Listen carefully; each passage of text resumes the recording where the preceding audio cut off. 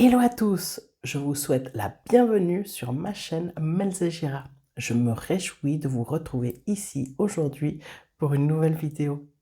Je suis Raquel Brennecke, médium guérisseuse en soins énergétiques.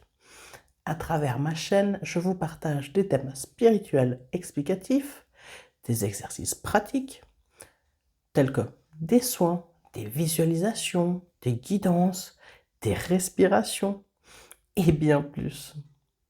Ici, je vous partage mon univers holistique avec beaucoup de joie.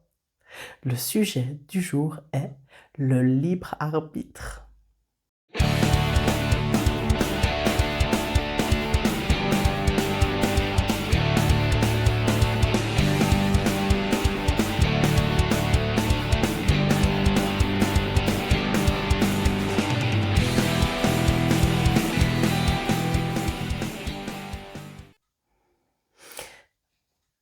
Aujourd'hui, je vais aborder le sujet du libre arbitre.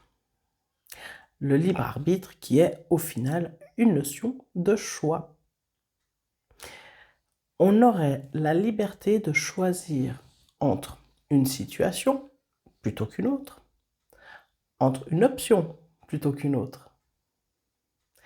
Du coup, la destinée dans tout ça, on en fait quoi? Je vais vous expliquer.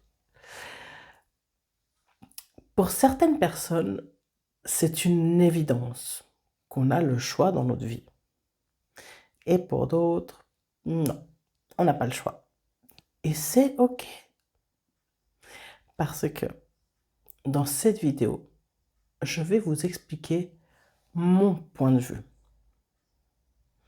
Parce qu'au final, tout dépend sous quel angle on va se placer. Pour créer notre réalité, nos croyances, etc. C'est une question de point de vue, à mon sens. C'est un sujet aussi qui peut faire débat.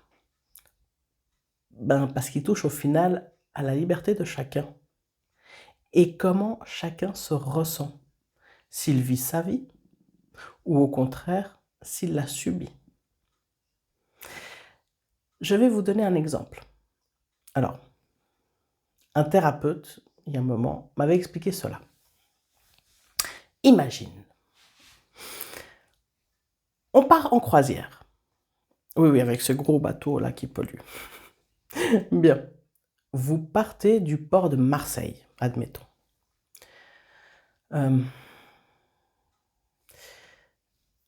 Avec quelques escales en chemin. On va dire, allez, Gênes, Rome, Palerme, Ibiza, puis on va finir par Barcelone. Ok. Nous connaissons notre destination, qui serait spirituellement notre destinée, notre but. Et voyez, d'où la multidimensionnalité, il y en a plusieurs de destinations dans ce parcours. Alors, où se situe le libre arbitre là-dedans? Eh bien, il est déjà là. Déjà, avec qui faites-vous cette croisière? Avec vous-même? Avec des amis? Des collègues? De la famille? Votre amoureux? Amoureuse? Eh bien, c'est déjà un choix. Qu'allez-vous manger pendant la croisière? J'imagine qu'il y a plusieurs plats à choisir. Quel sera votre choix? Pendant la croisière, que faites-vous? Piscine? Bronzette? Lire un livre? Vous détendre? Faire du sport? Tout cela en attendant les escales. Vous faites le choix de vos occupations journalières, de ce qui est proposé en animation ou pas. C'est vous qui choisissez. C'est vous qui décidez de vos journées.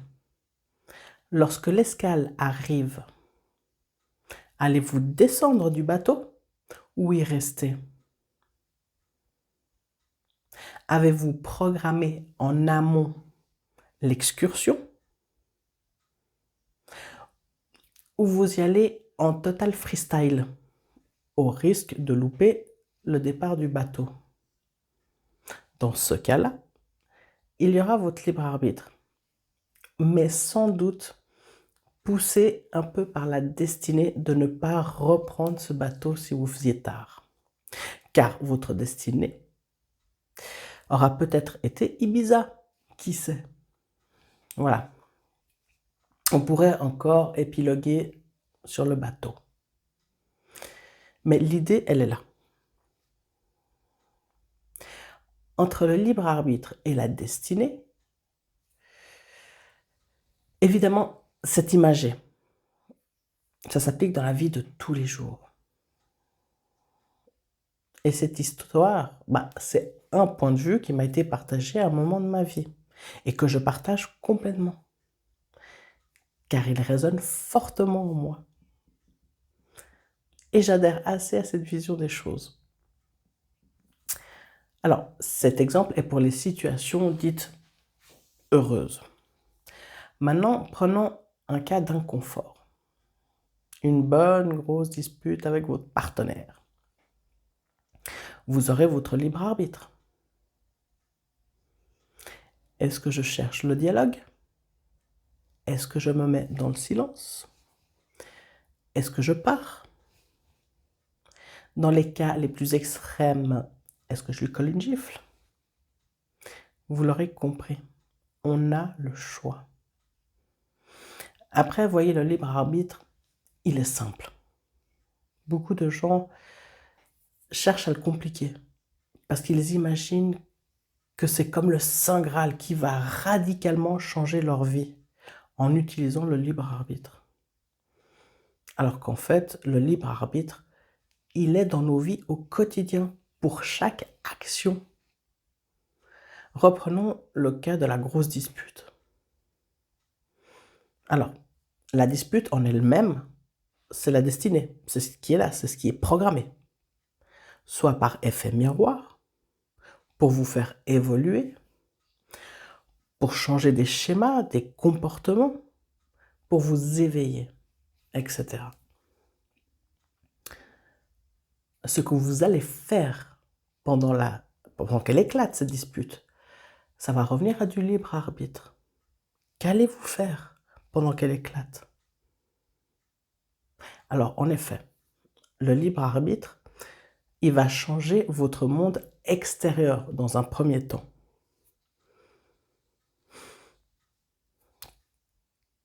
Comme pour la croisière, le bateau va d'un point A à un point B, ce qui revient à la destinée, là où vous allez. Par contre, les choix que vous prendrez pendant la traversée revient à du libre arbitre.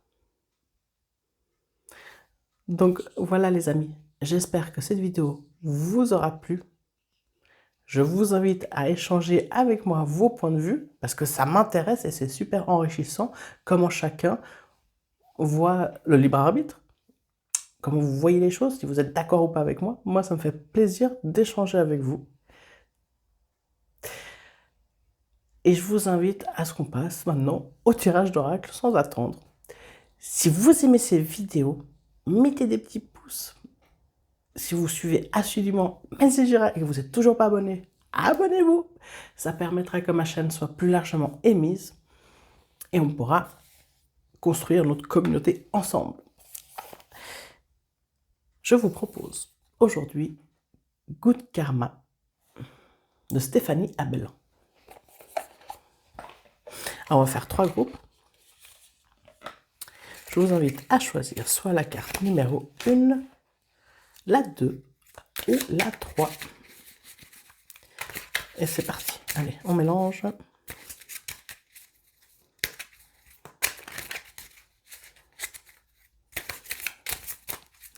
On mélange un petit coup. Et la première qui sort tout de suite. Allez, encore 2.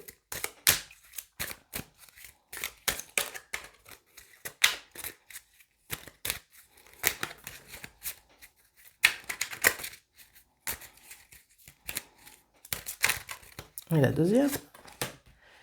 Et